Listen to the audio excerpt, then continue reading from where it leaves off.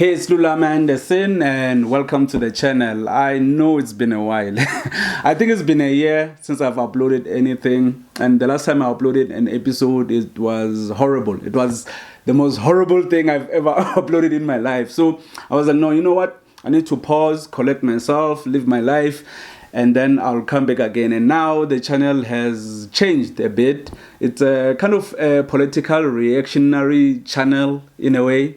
So it's quite simple. I'll probably react to something.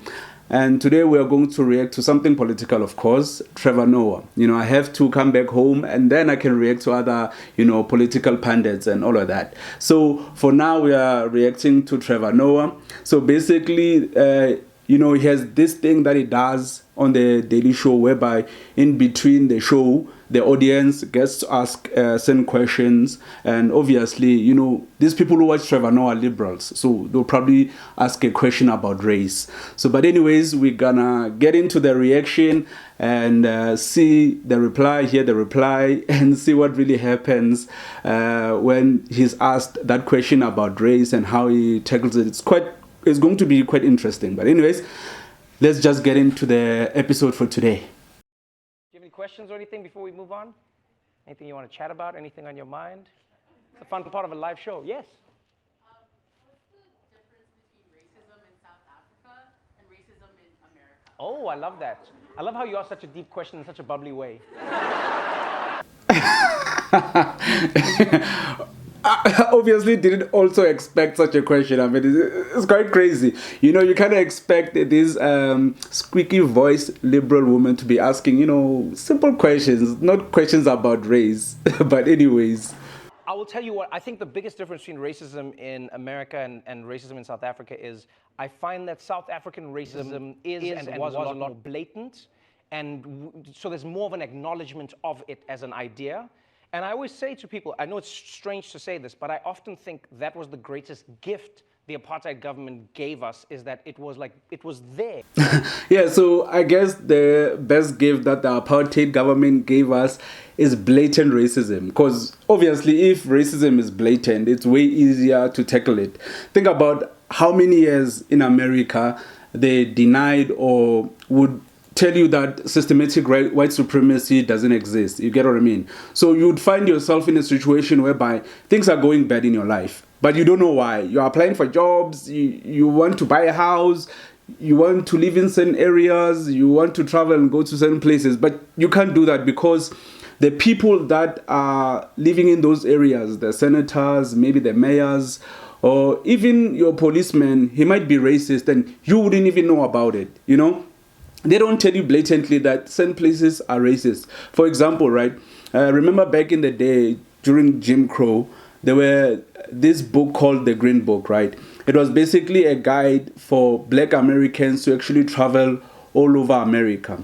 So they would have this green book of hotels and places they could actually visit, and also sundown towns where you would actually not have to be staying there after sunset. Because if they were to find you on the street, the Klan or even ordinary racist people, they'll probably kill you, lynch you.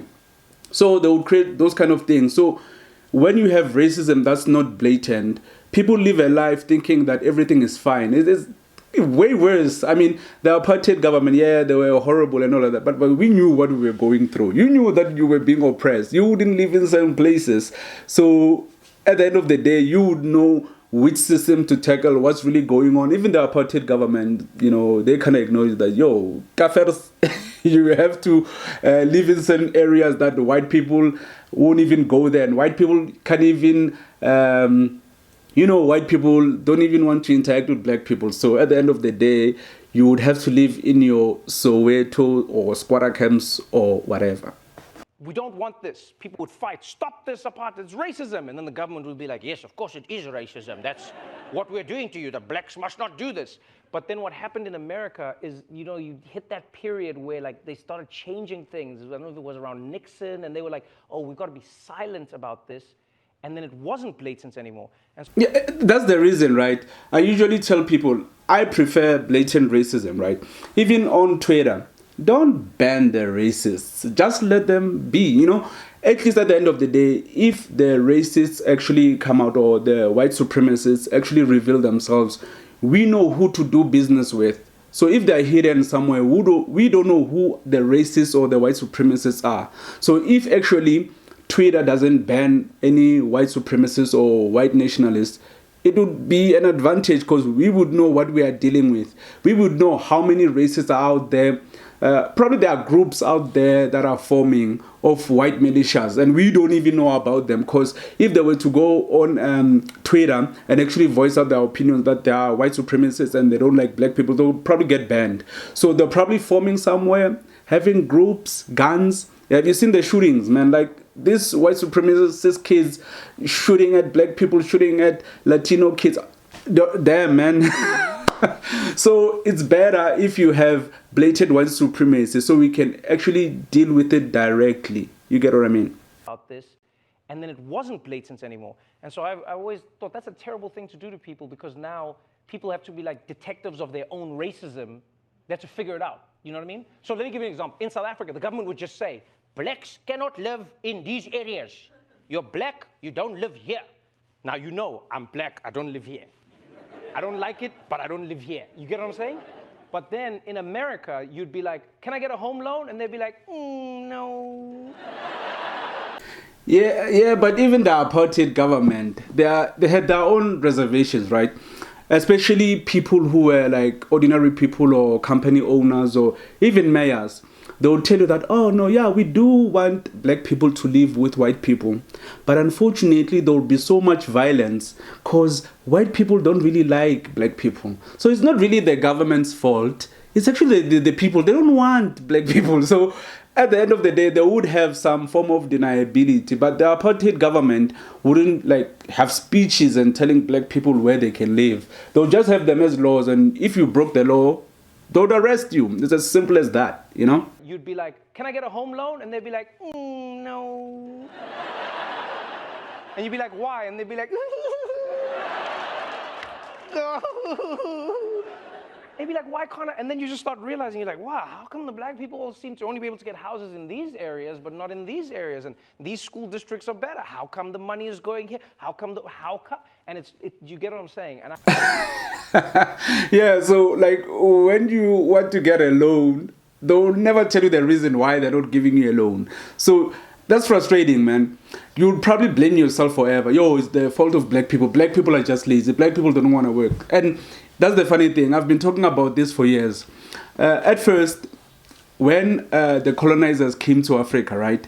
They found us, oh man, these people are excellent. You know, they're not sick. They're living the perfect life. There's no sickness, healthy. You know, they're happy. Everything is nice. They're like, nah, this can't happen.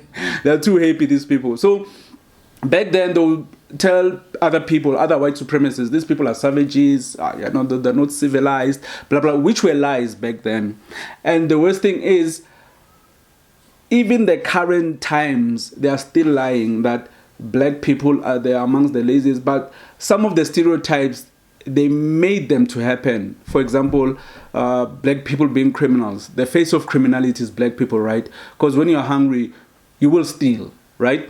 And the face of non-educated people, black people, because we were not given the opportunities to get the right education. The face of everything negative is black people. And the worst thing is that white people put us in this situation. And even if you tell them, no, you put us in this situation, like, no, it's not our fault. It's been 100 years, 400 years since the last time there was apartheid. But they'll never even acknowledge that even currently, white supremacy is still existing. And I know it sounds strange to say, but I think there's something liberating about fighting an obvious enemy as opposed to one that you have to prove exists. That's probably the biggest difference between America.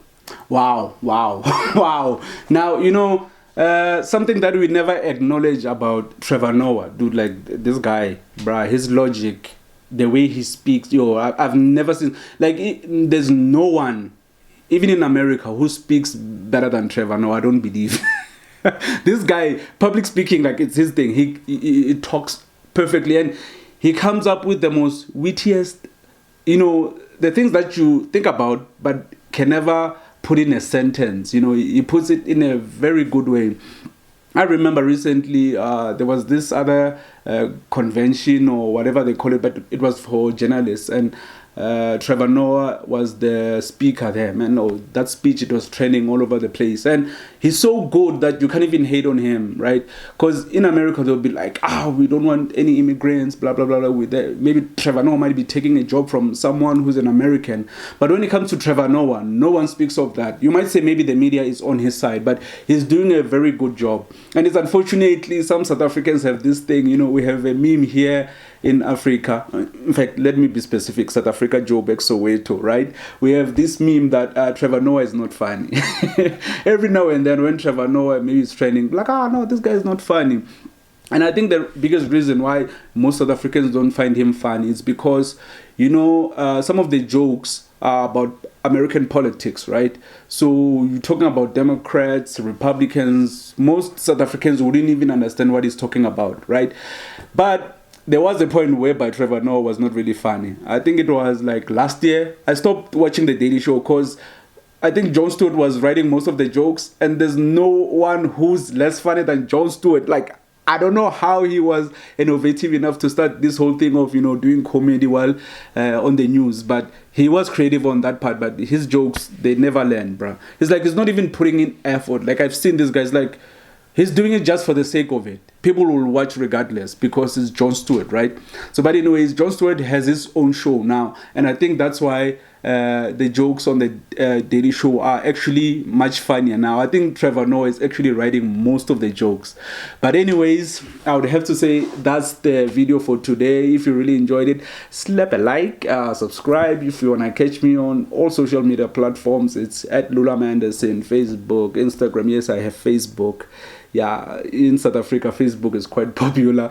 So Instagram, whatever, it's Lula Manderson. You know where to find me. Anyways, for now, sharp sharp.